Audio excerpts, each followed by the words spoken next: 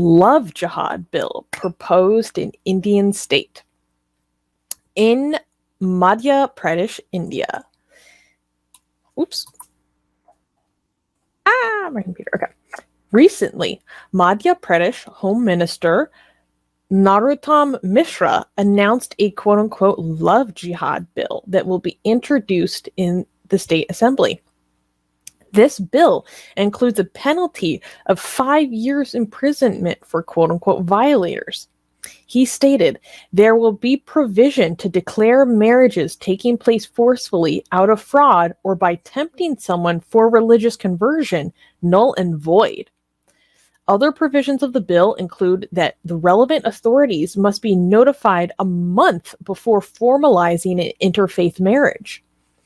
Quote-unquote love jihad is a conspiracy theory promulgated by right-wing outfits who oppose interfaith marriage as a form of Islamic demographic engineering. This bill will likely violate the right to marry a person of one's choice, as guaranteed under Article 21 of the Indian Constitution. Mishra also stated, jihad will not be permitted in the name of love at any cost in the state. Necessary legal provisions must be made against love jihad. They seem to be trying to solve a problem that does not exist. Am I right? Like, basically, this is like a conspiracy theory that is fake news.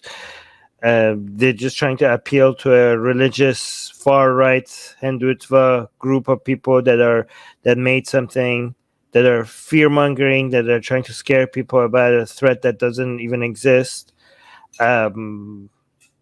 And it works. It works. It's genius. People, when you fail to actually make people's lives a better place, instead make people's lives better and create a place in India that it works better, especially among COVID, especially among a failing economy and everything like that.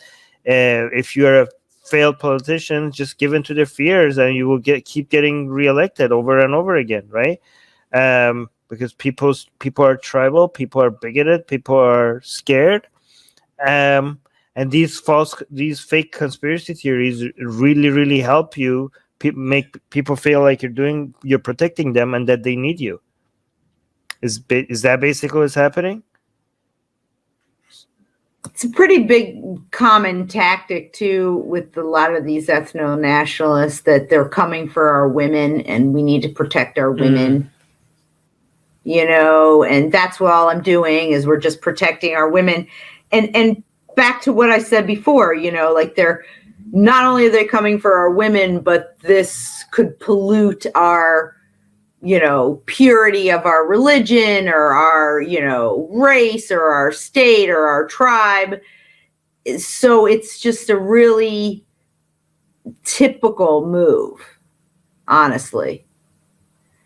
Yeah, it speaks to a level of possession of women that is quite endemic, it seems. Soraya is saying jihad means struggle. Love is incomplete without struggle. So love jihad is done by every human in love. Guru Arman. Wait, Guru Soraya. Forget Guru Arman. That was beautiful. By the way, so people are gonna, I know what the responses are gonna be. People are gonna have like examples of kidnapping. Okay, mostly, but the kidnapping, first of all, happens mostly in Pakistan. But yeah, it does happen. But what love jihad, the conspiracy of love jihad, is specifically that people are kidnapping Hindu women. Muslims are kidnapping Hindu women specifically to do demographic engineering and to spread Islam, which is such a moronic conspiracy. You think like the Trump supporters are dumb enough to believe in conspiracy theories? This is like way beyond. Like, if you actually look at the numbers of the kidnapping, like, yeah, sure, demographic engineering based on like one woman here, one woman over there. The kidnappings that do actually happen, which happens a lot in Pakistan, of Hindu girls, is specifically it's not for the religion. Spreading the religion is not the goal. It's not the woman. These are a bunch of incels who are using religion as a way to get what they want, right? So religion is poison here, and Islam is poison here, but the poison is being used as a weapon. The Islam is not the goal. Islam is the tool All right. And usually, not always, religion spreads its poison as a tool rather than as the goal. It's just such an effective way of getting evil people get their way, right? So the goal is to get these women and to basically rape them, and you're using religion as a way to shield your crimes and to make excuses for your crimes and to get your community protect you for your crimes. And it's not, but these Hindutva idiots managed to get that crime. That again, this is such a dismissing of the problem that we need to address, that even it betrays even the girls who are being kidnapped. Okay, Certainly. because the girls who are being kidnapped are now being used as political pawns for Hindutva politicians, who they themselves are actually doing demographic engineering. Actually, they are the ones who are doing demographic engineering, but yet they want to misdirect people to think the other side is doing this. And by misdiagnosing what the problem is and using these girls as political tools, they're not only spreading hate and bigotry, but they're betraying the girls themselves who are being kidnapped here, right? And I bet you that these people want more of these to happen. And what the example, like the number one example that they give was what was the name of the girl that just Nikita Tamar. They jumped. Oh my God! At the case of Nikita Tamar. Oh my, yeah, like love jihad. There's zero evidence that was love jihad. Okay, that was a crime, but there's zero evidence that had anything to do with love jihad. Okay, it's a bunch of incels that are doing again, and these are the same people. These are the same people who, when you show them crimes against Dalits, who are genuinely motivated by religious bigotry, they deny that, even though that is by massive numbers happening in India. They deny every single one of them, and then you have zero examples of love jihad, and they claim that that's widespread across India. Like, the level of hypocrisy is just so amazing. How much they look conspiracies, and again, these are the same people that go around and say fake news to every news that they don't like. They cry out fake news, even though they're spreading such nonsense and such conspiracy theories. But anyways, go on. Rivka, you're muted. Oh, sorry. I was just thinking that, there's this, regardless of Dalit, Muslim, Brahmin, there's just this horrific, continuous news about women being horribly abused in India all the time, continuously. I mean, you could just see it over and over and over again. So instead of focusing on whatever is going on in the country or with people or with their police or their laws that are not allowing them to catch these criminals or to prosecute them, or why people feel like it's okay to do this to women. No, that's not their focus at all. So regardless of what their religion is or their caste or any of that, there's just this widespread sexual violence throughout that country, and you're literally, every day there's some news about it practically. And dozens more that don't even make the news. Exactly. And so dozens, probably tens of dozens. And hundreds. Yeah. So it makes me really sad and angry because none of these women's needs are being served at all. They're just pawns, or they're forgotten, and they're either pawns in some political or religious game. They're, or it makes me really sad and angry that no one is focusing on the big problem, is why is there so much violence against women in this country? Yeah. You're so right. And Chris is saying, to be fair, India is a big country, 4 times the size of Europe. Yeah, which is why I continued to increase those numbers. But even with India being such a huge, the second most populous country in the world, like, the proportion of what's going on there is insane. The level of the violence that goes on there, what happens, the instances of what happens to the bodies of some of these women in some specific cases is despicable. And even what we know it is vastly underreported. So it's, oh my gosh, it's really scary what goes on there. And it's, to see it being used so blatantly politically is very discouraging to me. Imagine how big of a threat your enemy is. These Hindus for think like, oh yeah, like they're gonna come take over India. Well, what's their genius plan? They're gonna seduce our women one by one until all of India becomes Muslim. Wow, what a great master plan these Muslims are. I mean, come on, guys. Honestly, if Muslims are this good at picking up your woman, maybe you're failing your woman. Maybe you're not your own problems. Maybe you're not satisfying him. Maybe your country should be. Maybe give some Muslims some credit. They're like, wow, you guys are like.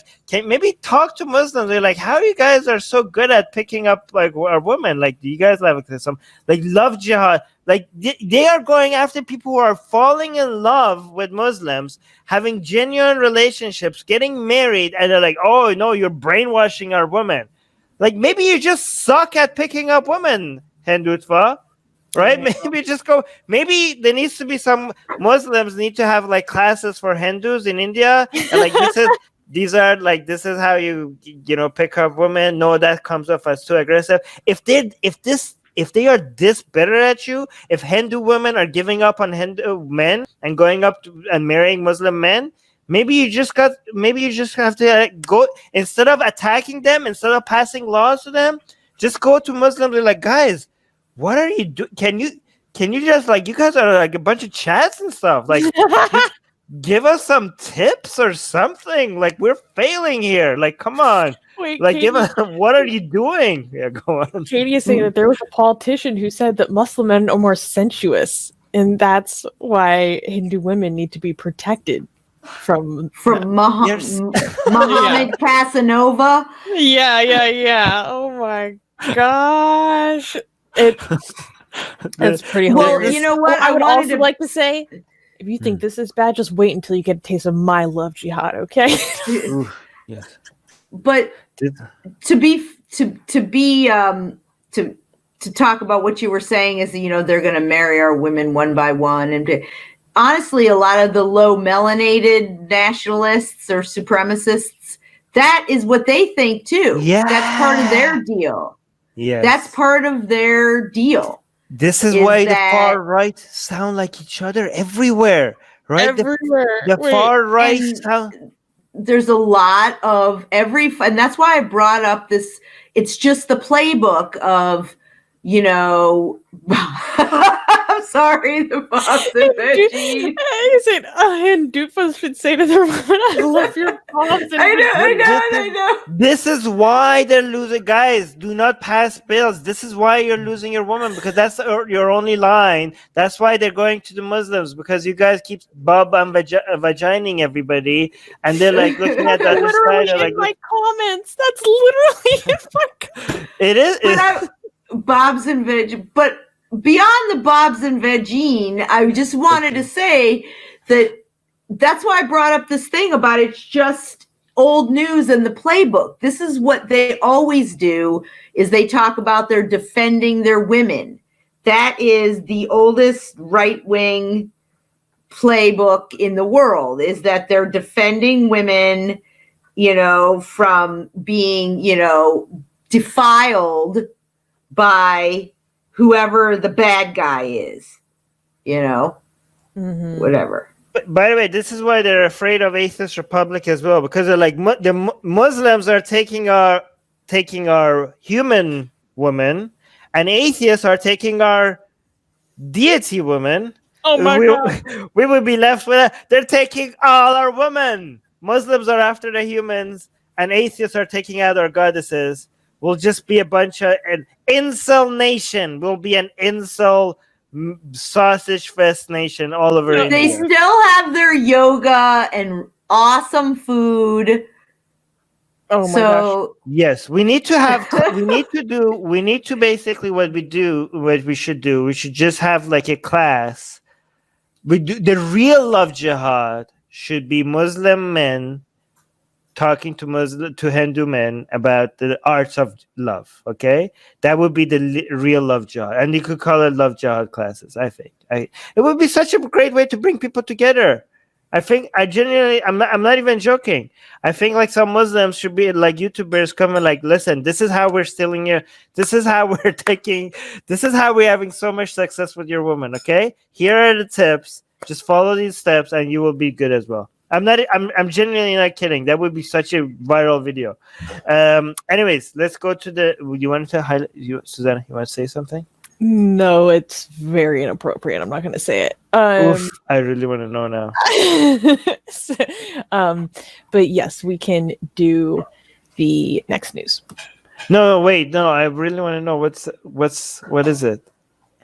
I mean, I was once stigmatized so well, I almost reverted to Islam. So, like, it happens.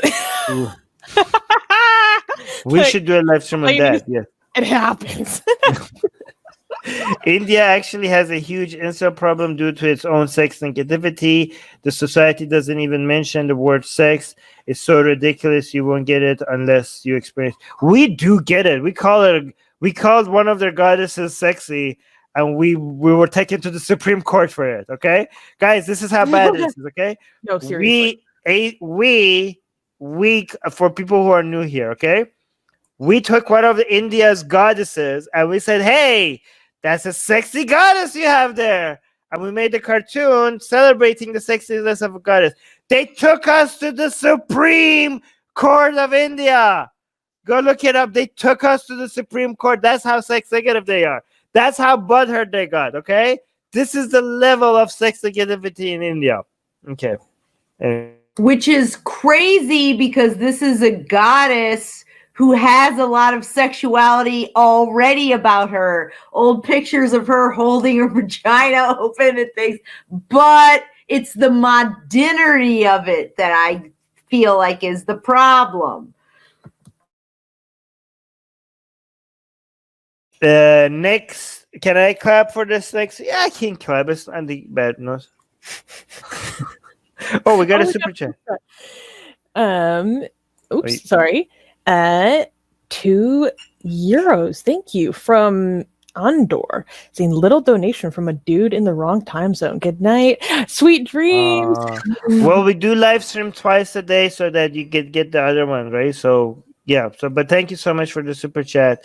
But we're doing live streams all over the place. I'm working so hard. I'm doing 2 or 3 live streams a day for the sake of people. This is the problem of having a global audience, right? I need to do 2 live streams a day. Some people say, Armin, why are you working so hard? Well, because if we do only 1 live stream a day, there's going to be half of the planet that doesn't get to watch us, okay?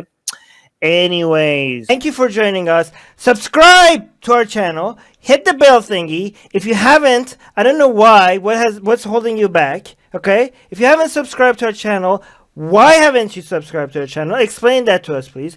Like, bell, and also if you're not getting notifications and stuff because YouTube is not telling people that we have shows, because YouTube is like, oh, this person told us that they want to get your shows, right? They want to get your videos, but nah, we think is no. And they also hit the bell button, but nah, you guys are too controversial. We want to show them mainstream stuff. We want to show them CNN or cat videos or whatever.